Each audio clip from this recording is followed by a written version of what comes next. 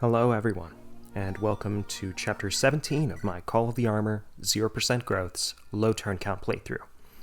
Chapter 17 is the weak boss map of this duo, but despite that, I think it's still a very interesting clear. It's a seas map, it's the only fog map in the game, and it's the only time I employ suspend rigging. Suspend rigging is a type of rigging you do when you want to manipulate the stats enemies start with, and in this case I need an Armor Knight to roll down on bulk to more easily train Alderich, because we're doing that now. Chapter 17 I think is a nice contrast between my run and Toffee's.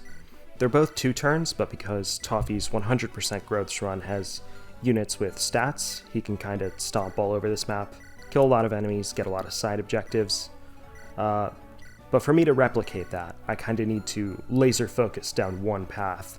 And so I miss out on a couple side objectives, most importantly the Hamern staff, which would have been pretty cool. As for my preps themselves, you can see I'm bringing a whole bunch of staff users, including Weber, who was kind of benched last map, and Experus, who actually is not going to do any combat here. He's just going to be using that barrier staff I gave him. I also give the wife ring to Sunwing. That's kind of the first time I'm deciding to get fancy with that item. Sunwing needs to crit some fools and then trade it back for Vivek's boss kill. I'm also bringing a couple interesting foot units, Uyama and Sovnya. Uyama is once again here to do magical attacks with crits, and she's actually going to be the last promotion of this run. I'm going to be promoting her to Swordmaster.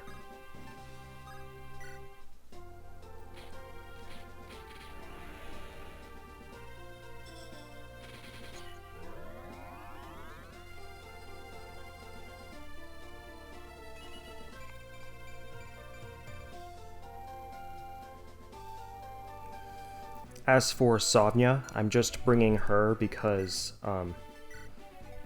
Bardell, the Berserker I need to recruit, can only be recruited by Sovnya or Daisy without losing me turns. And I don't want to bring Daisy because she's bad. The deployment slots here, the spots that I need to put units in, is actually pretty tightly controlled. That's why I promoted Uyama, because Uyama needs to be towards the back, and so she couldn't reach this Armor Knight if she only had 5 movement. But at the beginning of the map we got a Torch Staff, which is pretty neat, because we are going to, it's a fog map, right? I'm going to start off by torching the north here so that Alderich can attack an enemy and get some weapon rank on player phase. I barrier Vivek because Vivek's going to end his turn in range of a mage, and so he needs that barrier boost to not get one-rounded. And this is the last combat Sunwing is going to be seeing for the run. They're going to be rapier critting as always, but this time it's generic Armor Knights.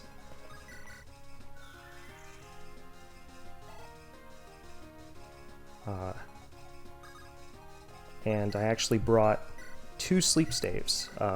Keiho gave me a second one, and I'm going to use it to maximize my reliability for the enemy phase.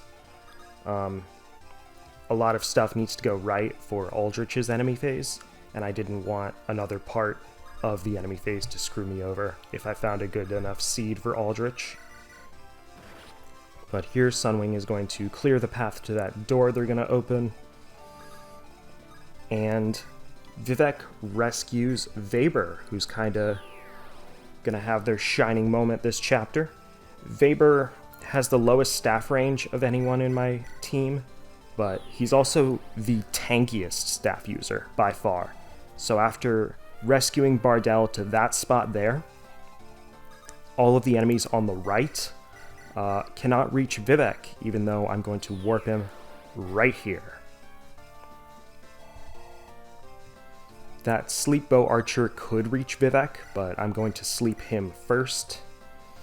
And so I've created this nice little pocket on the between Uyama and Weber. Almost no enemies can attack me, so not only am I going to bring Vivek in there, I'm also going to bring Francis and Kuija in there. And so only 2 units are going to have a chance of death this enemy phase. The less worrisome chance of death is Sunwing.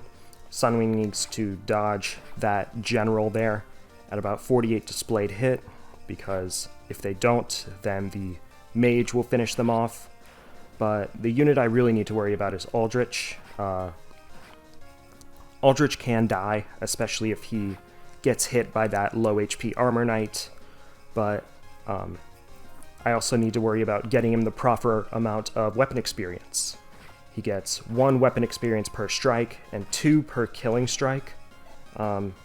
Technically, if he misses, he still gets a point of weapon experience, but then he wouldn't be Nosferatu tanking, he wouldn't be recovering HP, and has a chance of death there, but I also need to worry about him critting an enemy too early and potentially screwing me out of an extra strike. But I found the RN seed that lets me do that while keeping Sunwing alive. So now, after Bardell clears up my path a little bit, we're going to move on to turn 2.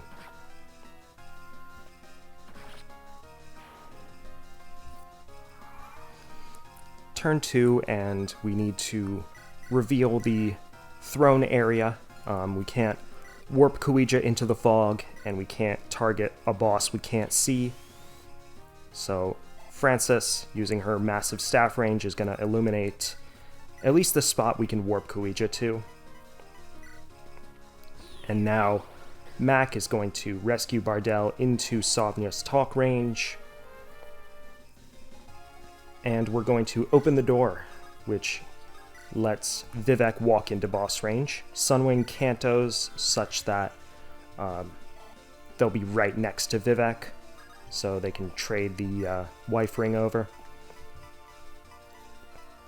And now, you already saw how amazing Keiho's warp range was in turn 1, but she is absolutely pivotal to this 2-turn by being able to warp Kuija into the pocket next to the throne from such a long distance.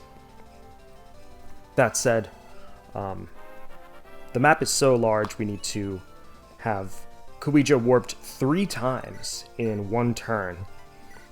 After Alderich gets the last bit of weapon experience he can, that gets him to 14 weapon experience for the map, which is about a third of the way. He needs to get 40 weapon experience. But Weber warps Kuija into position. Keiho gave a little support bonus to Vivek, which makes this boss kill ever so slightly more reliable. And by warping Kuija into this little pocket, we can reveal the boss and get the kill.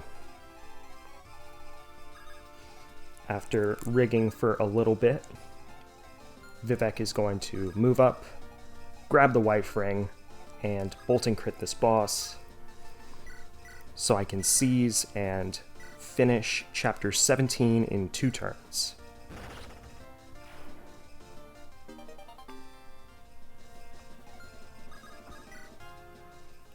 And now we'll be moving on to chapter 18, which in casual runs is normally considered a pretty big difficulty spike. And I had some problems with it myself. There are 2 bosses we need to kill, both of which have very high stats and are immune to crits. And while we just got Bardell, who has amazing stats and could easily kill either of them, he can't kill both of them at the same time, unfortunately. So I was really racking my brain trying to find a boss killer nearly as good as Bardell, and I was worried I would need to waste a turn in chapter 7 by grabbing the Speedway. But thanks to fellow LTCer Cole Jolteon pointing out a unit to me that I had previously overlooked, I got to indirectly save a turn there.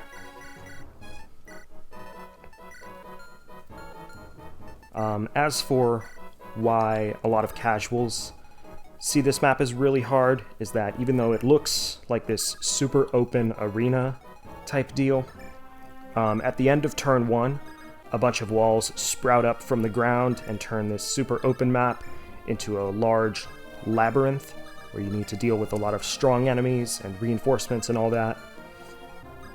But a big key to making this map easier is to just finish it in turn 1, so the walls don't have a chance to mess with you.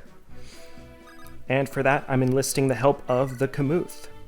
The Kamuth is a general that you can customize the stats of. I decided to go for full strength and full skill, so it's a little stronger than Bardell and a little more accurate too. And I gave it the Brave Axe to fix up its speed. And that's going to be our second boss killer, Shale, showing that he is still a really good combat unit this late in the game. One rounds that druid and drops that Luna in the convoy.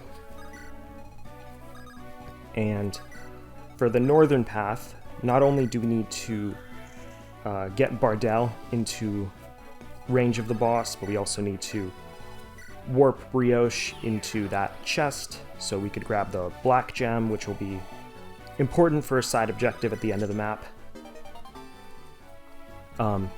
In Interlude 3, I alluded to the event in this map that boosts weapon rank for all the people you deploy.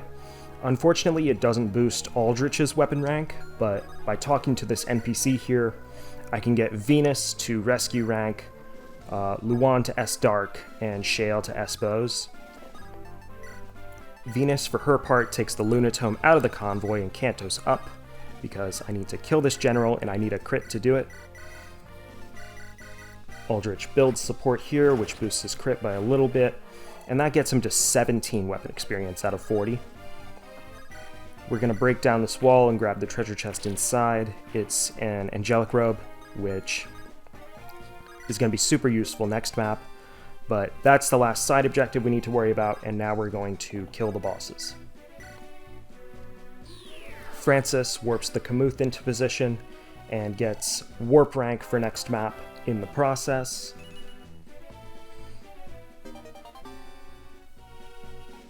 And thanks to the wife ring, Kamuth just needs to hit 2 72s to kill this boss here.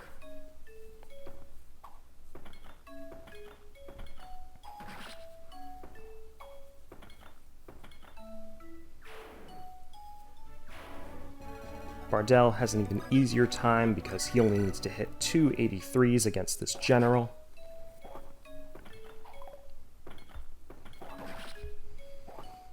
And at the end of the map, this nice sniper lady is going to trade us the black gem for a warp staff and a rescue staff. That's going to be chapter 18 completed in one turn. Thank you for watching, and I hope to see you for chapter 19.